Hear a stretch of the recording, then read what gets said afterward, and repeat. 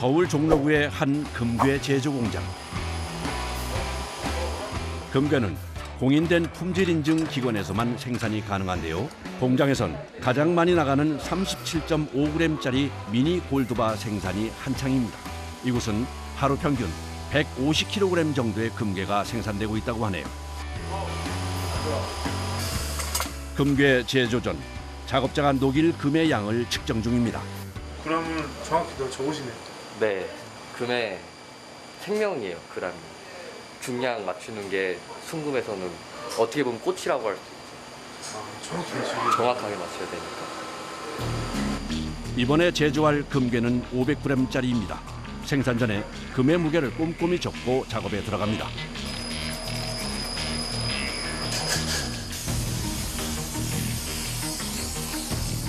요즘처럼 한여름 금괴 제조 공장은 정말 찜통이 따로 없습니다. 온도 차이로 금이 튀는 것을 방지하기 위해 틀을 한참이나 데워야 하는 것은 물론 금의 녹는 점은 1064도, 1000도 이상의 열을 가해 금을 녹여야 하기 때문에 잠깐만 있어도 작업자는 땀이 뚝뚝 흐릅니다. 이제 금괴 1차 가공이 끝났습니다. 많이 더우시죠?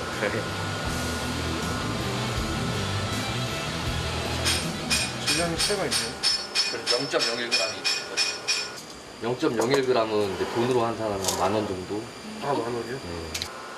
승량 체크할 때 아무리 깨끗하게 관리를 해도 이런 먼지 같은 게 같이 들어가면 어차피 먼지는 타서 날아가거든요. 네네.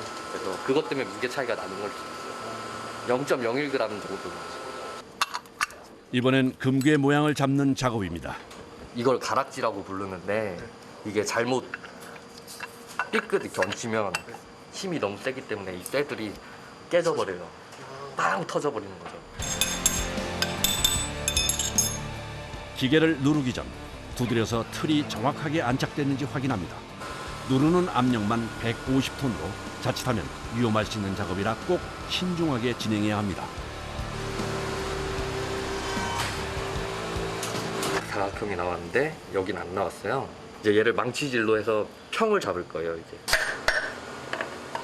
기계로 만든다고 하지만 사람 손이 가지 않으면 안 되는 작업이 많습니다. 망치로 두드려 각을 잡고 다시 열 작업을 하는데요. 표면을 매끄럽게 하는 것과 동시에 불순물을 걷어내는 과정이라 꼭 필요한 작업입니다.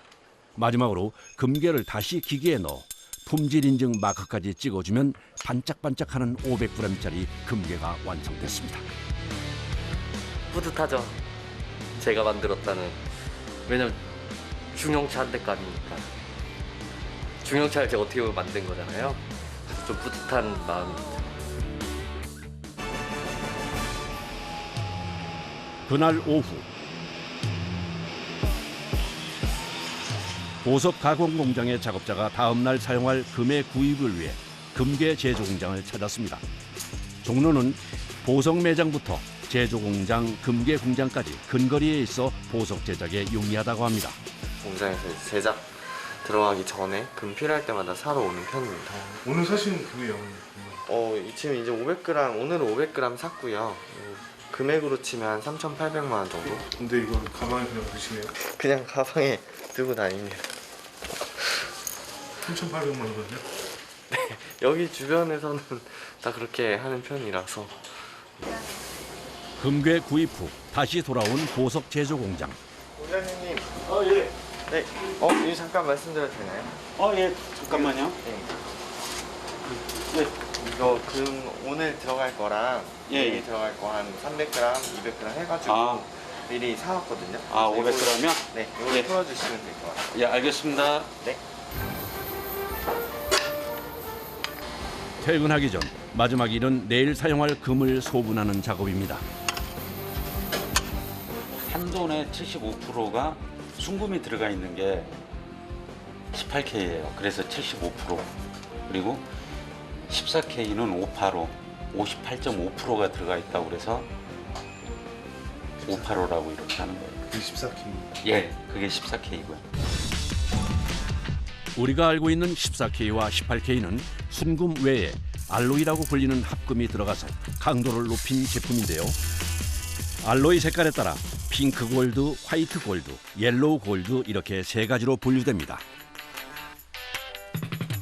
미리 생산 제품과 생산량에 맞게 금과 알로이를 정확한 비율로 맞춰놔야 다음 날 주물 기술자가 작업을 용이하게 진행할 수 있습니다.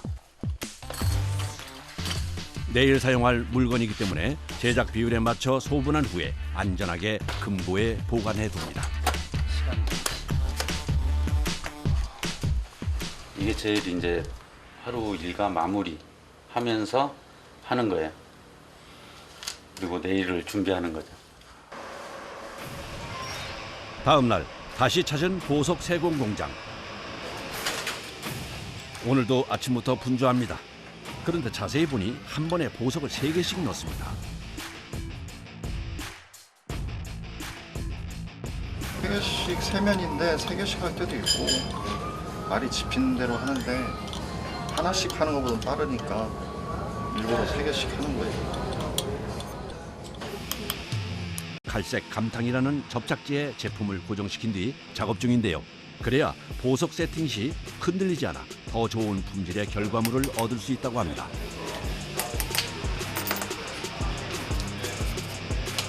보석의 크기가 너무 작아 작업이 끝나면 꼭 확대경으로 세팅 상태를 확인해줘야 한다네요. 그런데 보석 세공을 하는 작업장에 웬 전기밥통이 있는 걸까요? 이유가 궁금해집니다. 감탕이 잘 떨어지지 않아 살짝 열을 주어 분리하는 용도라네요. 저는 반지가 저희 힐링의 주니까 일부러 밥통을 하나 갖다 놓고 이제 하면 물건 다 하면 이제 넣어놓고 시간 되면 빼면 이제 거의 반탕이 안 묻어요.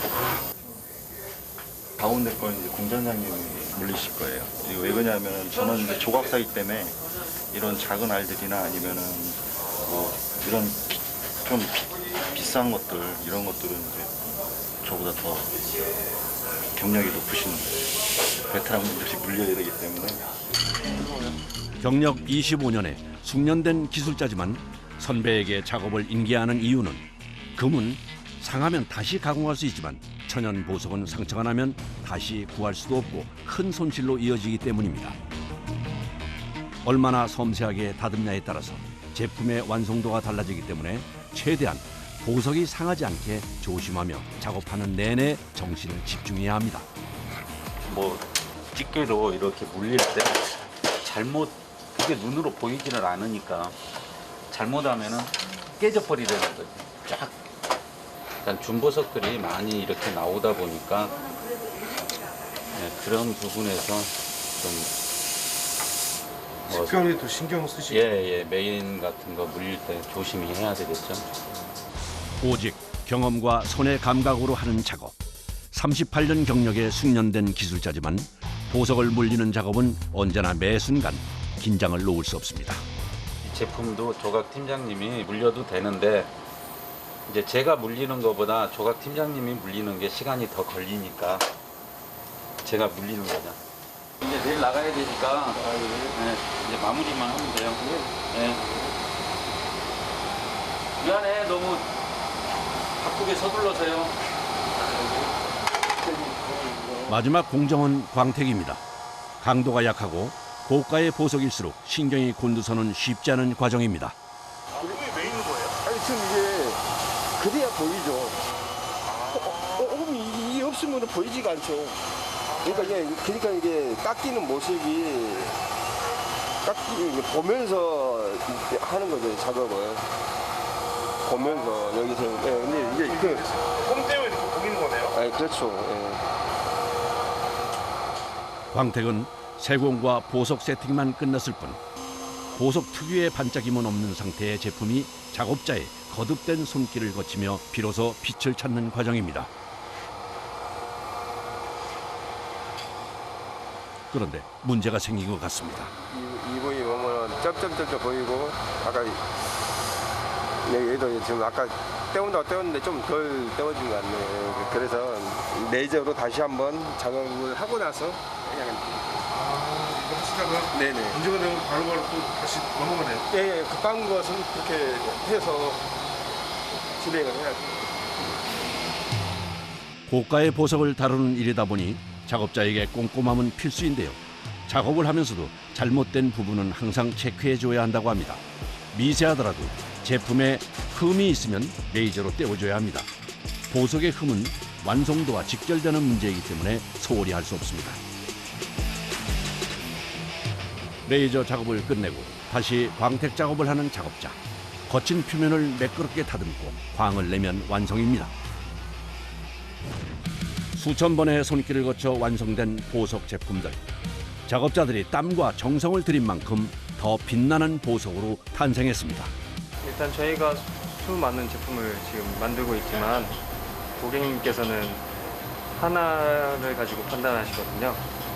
그렇기 때문에 제품을 하나하나 심혈을 기울여서 제작을 하고 있어요. 앞으로도 계속 네, 당연히 그래야죠.